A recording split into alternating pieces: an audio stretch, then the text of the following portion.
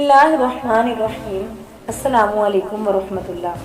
अल्लाह तबारक तआला ने हम पे कुरान पाक नाजिल किया और हज़रत उस्मान ने जब कुरान पाक को जमा किया, यानी जामिल कुरान हज़रत उस्मान को कहा जाता है। उससे पहले आप सल्लल्लाहु अलैहि वसल्लम ने कुरान पाक को मुख्तलिफ जगहों पे लिखवाया और उस वक़्त चूँकि उस वक़्त चूँकि कागज़ नहीं होता था तो बाज़ पत्थरों पे बाज़ पत्तों पे आप सल्लल्लाहु अलैहि वसल्लम ने कुरान पाक को लिखवाया, लेकिन तदवीन कुरान की ज़रूरत उस वक़्त महसूस ना हुई।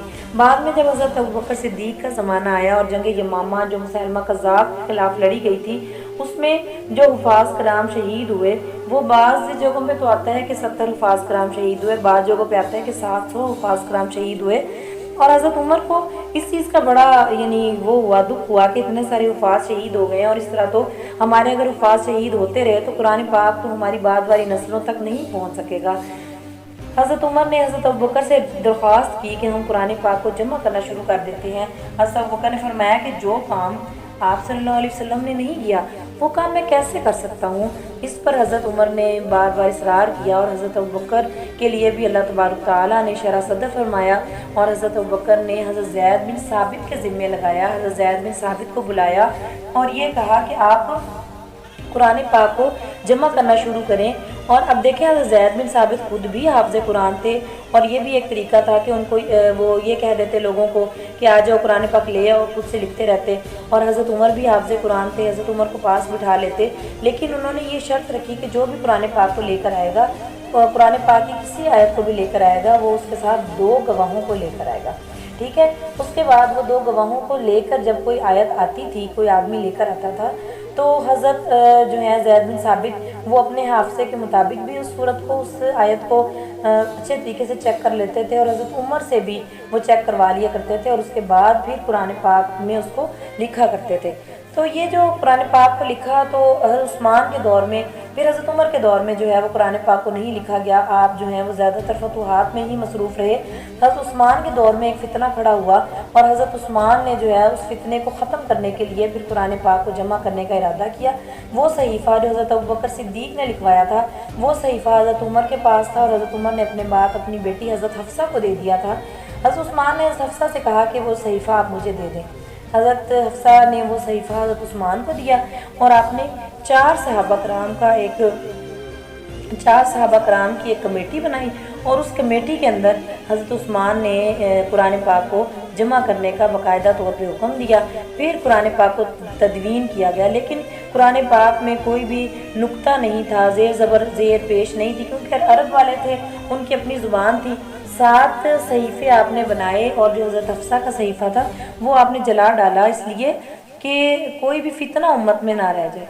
7 सहीफ़े थे जो आपने यमन भेजे, इराक़ भेजे, मक्का भेजे, मदीना भेजे और इस तरह से 7 सहीफ़ों को आपने अपने जो गिरदो नवाह के इलाके थे वहाँ पे भिजवा दिया और उसके मुताबिक ही सारे लोग कुरान पाक पढ़ते थे। तो ये बड़ा हज़रत उस्मान का हम पे बहुत बड़ा एहसान है उम्मत पे कि हमें एक कर दिया कुरान पाक के मामले में, वरना हम भी इसी तरह यहूद व नसारा की तरह जैसे वो तौरात में इंजील ज़बूर को संभाल नहीं सके, भटके हुए हैं, तो हम भी शायद भटके रहते। लेकिन इसका सबसे बड़ा सोर्स ये है कि अल्लाह तबारक तआला ने खुद कुरान पाक का ज़िम्मा अल्लाह ताला ने खुद लिया है और अल्लाह ताला ने कहा है कि इन्ना नहनु नज़्ज़लना ज़िक्रा व इन्ना लहू लहाफ़िज़ून। और अल्लाह ताला ने चूँकि इसकी हिफाजत का ज़िम्मा लिया हुआ है, इसलिए कोई भी चाहे भी तो कुरान पाक के अंदर तब्दीली नहीं कर सकता। तो बाद में फिर जो ये नुक्ते हैं इसका यानी नुक्तों का काम अब अबुल अस्वद दौली हैं, उन्होंने किया। और इसी तरह हज्जाज बिन यूसुफ के बारे में आता है कि उन्होंने एराब लगवाए और हमारे लिए थोड़ा सा पढ़ने में आसान हो गया। लेकिन ये जो बाकी चीज़ें हैं, जैसे रुकू है कुरान पाक का, तो ये बरसगीर के जो उलमा थे उन्होंने शुरू किया था कि इतनी आयात एक अगर उसमें रकत में पढ़ी जाए और उसके बाद रुकू किया जाए तो ये काफ़ी है। इसलिए हम रुकू को रुकू कहते हैं कि इन आयात के बाद हम रुकू में चले जाते हैं। ठीक है। अच्छा, और जो ये 30 पारों की तकसीम है ये भी बाद में हुई है, आप सल्लल्लाहु अलैहि वसल्लम के बाद हुई कि बच्चों को पढ़ाने में आसानी हो, उनको याद करने में आसानी हो। 30 उनमें जो है वो डिवाइड कर दिया गया कुरान पाक को 30 पारों में। और इसी तरह से उस वक़्त यानी सहाबा कराम के दौर में, ताबीन के दौर में कुरान पाक की 7 मनाजिल बताई गई थी। اب 7 منازل کیوں تھی کہ ہفتے کے 7 دن ہوا کرتے تھے اور صحابہ کرام ایک ہفتے کے اندر قرآن پاک کو ختم کر لیا کرتے تھے۔ اب جو 7 منازل ہیں قرآن پاک کی، ان کو یاد کرنے کے لیے ایک آسان سا ٹرکس میں آپ کو بتاتی ہوں۔ آسان سا ٹرک یہ ہے کہ آپ کی اسکرین پہ آپ کو شو ہو رہا ہے فمی بی شوقن، فمی بی شوقن۔ اب فا سے مراد ہے سورت فاتحہ کہ پہلی جو منزل ہے وہ سورت فاتحہ سے شروع ہوتی ہے، ٹھیک ہے، اور سورت نساء پہ ختم ہوتی ہے۔ دوسری فمی بی شوقن میں میم دوسرا لفظ ہے، یعنی میم سے مائدہ کی دوسری منزل سورت مائدہ سے شروع ہو رہی ہے اور سورت توبہ پہ ختم ہو رہی ہے۔ اور جو تیسری قرآن پاک کی منزل ہے وہ یہ یعنی یونس، سورت یونس سے شروع ہو کے سورت نحل پہ ختم ہو رہی ہے۔ اور بی شوقن با سے بنی اسرائیل کہ چوتھی جو منزل ہے وہ بنی اسرائیل سے شروع ہو کے فرقان پہ ختم ہو رہی ہے۔ اور 5ویں منزل شین سے شعراء یعنی 5ویں منزل سورت شعراء سے شروع ہو کے سورت یاسین پہ ختم ہوتی ہے۔ اور جو 6ٹھی منزل ہے وہ صافات سے شروع ہو کے سورت الحجرات پہ ختم ہو رہی ہے۔ اور آخری جو منزل ہے وہ سورت قاف سے شروع ہو کے سورت الناس پہ ختم ہو رہی ہے۔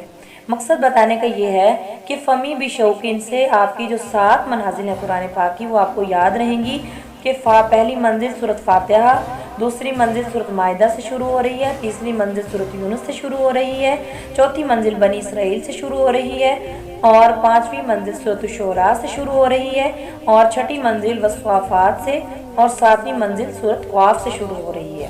یہ جہاں پہ PPSC کے ایگزام دینے والے بچوں کے لیے بہت ضروری ہے، وہیں پہ تمام مسلمانوں کو اس چیز کا علم ہونا چاہیے کہ قرآن پاک کی جو 7 منازل ہیں ان کو ہم نے کس طرح سے ذہن نشین کرنا ہے، اور کم از کم ہمیں اتنا تو پتہ ہو کہ پہلی منزل کہاں سے شروع ہو کے کہاں پہ ختم ہو رہی ہے۔ قرآن پاک کی جو صورتیں ہیں ان کو 4 حصوں میں تقسیم کر دیا ہے۔ ایک تو یہ ہے کہ طوال صورتیں ہوتی ہیں، لمبی صورتیں ہیں، وہ کون سی ہیں؟ وہ 8 صورتیں ہیں، جیسے سورت بقرہ ہے، سورت آل عمران ہے، سورت نساء ہے، سورت توبہ ہے۔ اور ایک ہے معین صورتیں، معین کہتے ہیں میاں سے، یعنی 100 آیات والی صورتیں، اور یہ 26 صورتیں ہیں۔ مسانی کا مطلب ہوتا ہے 100 سے بھی کم آیات والی صورتیں، اور یہ 15 صورتیں ہیں۔ اور مفصل جو اس سے بھی کم آیات والی ہوں وہ کتنی ہے؟ 64 صورتیں ہیں۔ تو گویا کہ یہ بھی ایک تقسیم ہے قرآن پاک کی کہ طوال، معین، مسانی اور مفصل۔ ان کو اس طرح سے آپ نے ذہن میں رکھنا ہے کہ یہ کتنی صورتیں ہیں۔ طوال کی 8 صورتیں ہیں، معین میاں سے ہے جس کے اندر 100 آیات ہیں، یہ 26 ہیں، مسانی جس میں 100 آیات سے بھی کم ہے، یہ 15 صورتیں ہیں، اور مفصل 64 صورتیں ہیں۔ تو یہ قرآن پاک کے بارے میں جو کچھ اہم معلومات تھی وہ میں نے آپ کو دے دی۔ اللہ تعالیٰ ہم سب کو قرآن پاک پر عمل کرنے کی بھی توفیق دے اور ہم سب کے حامی و ناصر ہوں۔ اللہ حافظ۔